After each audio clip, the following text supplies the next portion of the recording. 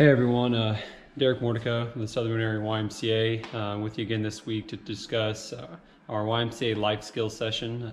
This week we're going to be doing how to change oil in a vehicle. So for starters, we're going to kind of go over some of the things we might need, safety and proper precautions prior to draining the oil. Real quick, I want to give a shout out to Corey Binky. I want to say thank you for everything you've done. Corey just recently graduated from basic military training. I want to say thank you to Corey and thank you to his family for all the sacrifices they've made. That being said, let's go ahead and get started. We'll start with kind of a tool set, or the tools that we might need and things that we'll need to start with. The oil, make sure we have the right type of oil. We're going to be able to find all these things in our owner's manual. So if you want to get that out for starters, look through there. That's going to tell you the type of weight that you'll need for the oil and anything you might need additionally for your specific vehicle. So I'm going to show you what I've got prepared. Okay, so for starters here, we need an oil drain pan. So we're going to set this underneath the vehicle whenever the oil starts to drain out, and it's going to have a catch. So all the oil is going to drain into here. If we ever we use a pan, maybe and there's too much oil and it kind of spills, it's always good to have a quick dry. I use cat litter for oil spills. You kind of notice in my garage I've got some oil spills in here. It's always good to get those oil spills cleaned up as quick as they set, just for safety issues too. You don't want to have slick spots on your garage floor. We're also going to need a funnel to add the oil whenever we get it drained out, add the new oil. We've got an oil filter puller here, or this is going to help us. Sometimes the oil filters get on there a little too tight, and you can use a wrench like this to safely pull the oil filter off. I've got a 3/4 wrench here. That's going to help pull the oil drain plug out. And I've got the new filter. I've got 5 quarts of the 5W30, and then I've got an additional quart. My vehicle's calling for 6 quarts. That's something you're going to want to look in the owner's manual as well and reference to make sure that you've got the proper weight of oil, and whether it's a conventional or if it's a certain type of synthetic that you might need for your specific vehicle. But you definitely want to make sure you have the proper weight as well. So all that's going to be in your owner's manual. Again, always a good thing to have at your side. Okay, so safety precautions. You guys notice that I have, I've got gloves on, and I've also got protective glasses on my head. Whenever I get up underneath the vehicle, I want to make sure that I'm wearing protective safety glasses, just in case anything from the vehicle falls down on my face, maybe as I'm moving things around down there. I'm lucky enough on this Jeep that it sits high enough up the ground that I'm able to crawl underneath and get to that oil drain plug. In some instances, like a vehicle like my wife's, in some vehicles that sit shorter to the ground or lower to the ground, you would need to jack the vehicle up or put them on what's called, they have ramps that you can just pull your vehicle up on. Those are extremely handy. You can get a set of those at Walmart or Target or any auto parts store for I think like 60 to 80 bucks. Super beneficial to have if you're going to change your own oil. But if you don't, you can jack the front of the vehicle up just with a standard jack like so here.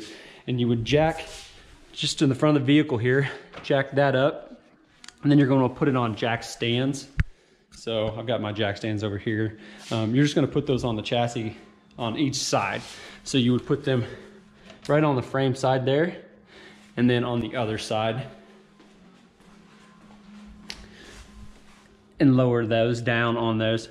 You also want to make sure that you have your vehicle chalked. I'm using these just temporarily for chocks, as I don't have vehicle chocks, but always make sure your vehicle's in park, keys are out of the ignition, emergency brake is set, and the vehicle's chalked. And then you can start jacking up the vehicle and placing it on jack stands. That's just going to make sure the vehicle doesn't roll if something were to happen while you're underneath it. So, okay, so now that we've got that kind of in order, what we want to do,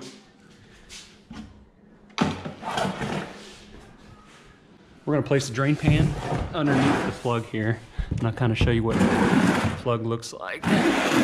So the oil drain plug is right here, okay? And when we're removing this, we want to make sure that the pan is seated right underneath it, because when it starts, it's going to come out rather quick. So it's gonna kind of fall towards the back of this pan. And then as it starts to empty, it's slowly gonna run out towards the front. So you wanna make sure it's seated properly so you don't get oil on your floor. When you're removing this plug here, just remember righty-tighty, lefty-loosey. So if you're loosening this nut, you wanna make sure that you're turning it counterclockwise to remove that bolt. And the same with your oil filter. It's suggested that you can start the engine and let the engine run for 2 to 3 minutes to heat the oil up. That'll help it drain a little faster. Not something you have to do. If the vehicle's been run for an excessive amount of time, say you just got back from a long drive, you're gonna wanna let that vehicle sit because oil can be extremely hot and the engine will be hot. So you wanna make sure that you let that engine and oil cool properly. To get it to about 100 degrees, if you let it run for a couple minutes, it'll help that oil drain just a little faster, but not again, not something that you have to do, just something that you can do if it's your preference. Some people will remove the dipstick to help airflow. So I'm gonna remove the dipstick here, and I'll show you a little bit more of this whenever we get done. We'll check the oil, make sure that we've got enough in there. I'll show you how to check that towards the end. For now, I'm just gonna remove it and set it to the side here. All right, so now we've got that removed. What I wanna do is go ahead and remove the oil drain plug. Sorry, I was just checking my notes here. I wanna make sure that I'm not forgetting anything. All right, I'm gonna try to do this with one hand, guys, so bear with me. Once we get this out, there's an O-ring in here that helps seal that nut. So you wanna make sure that you check that O-ring and remove any kind of debris from this nut or this bolt once you get it out. Go ahead and put my safety glasses on here. Turn it to the left here. All right, loosen up.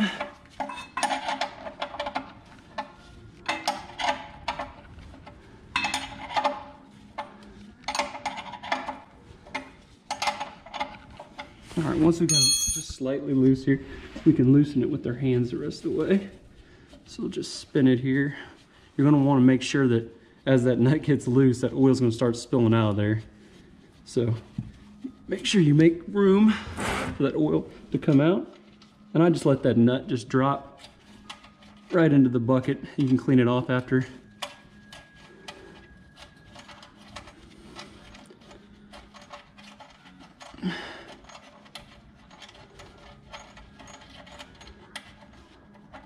All right, so just set this nut to the side here. And we'll just let that drain out there. I usually let it drain for at least 30 minutes. Make sure all that oil is out of there. You can wait to up to an hour, that's up to you, but I would at least wait 30 minutes to make sure all that oil's out of there. Make sure this pan's draining properly.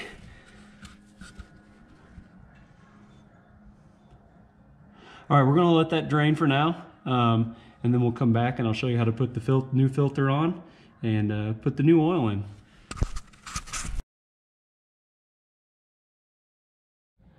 All right, so let that sit for about 30 minutes. That oil stopped draining there. I went ahead and put the plug back in. I checked that plug over really well to make sure that there was no metal or anything like that on it.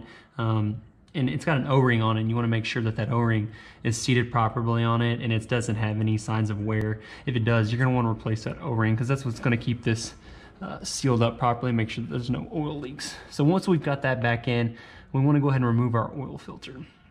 So I'll show you where that's located at on my engine here.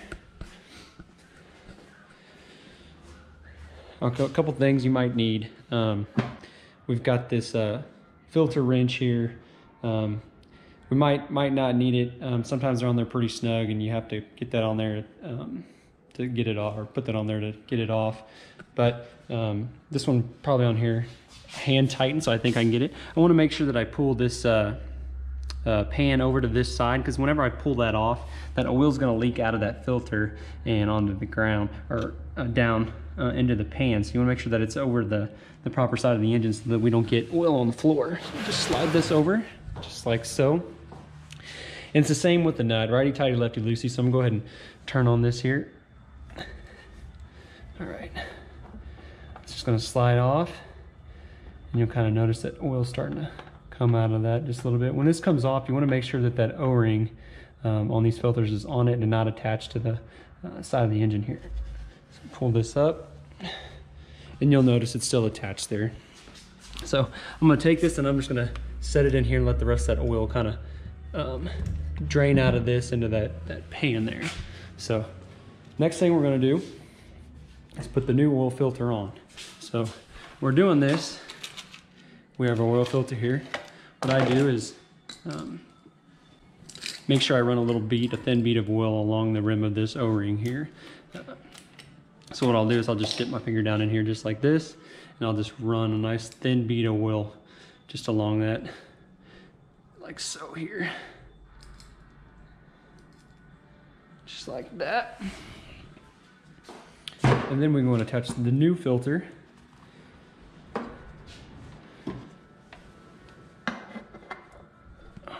Just turn this to the right here.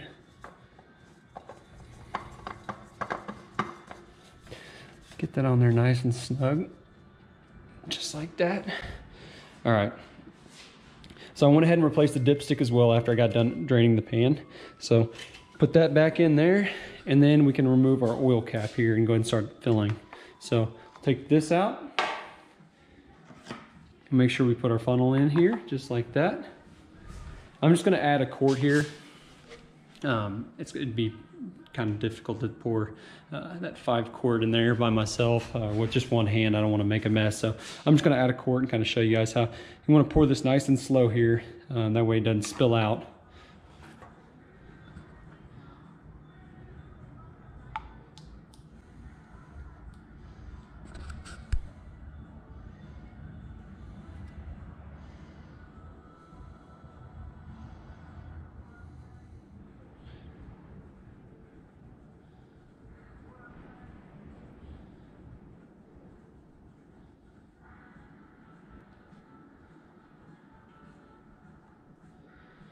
All right, so we've added that quart there.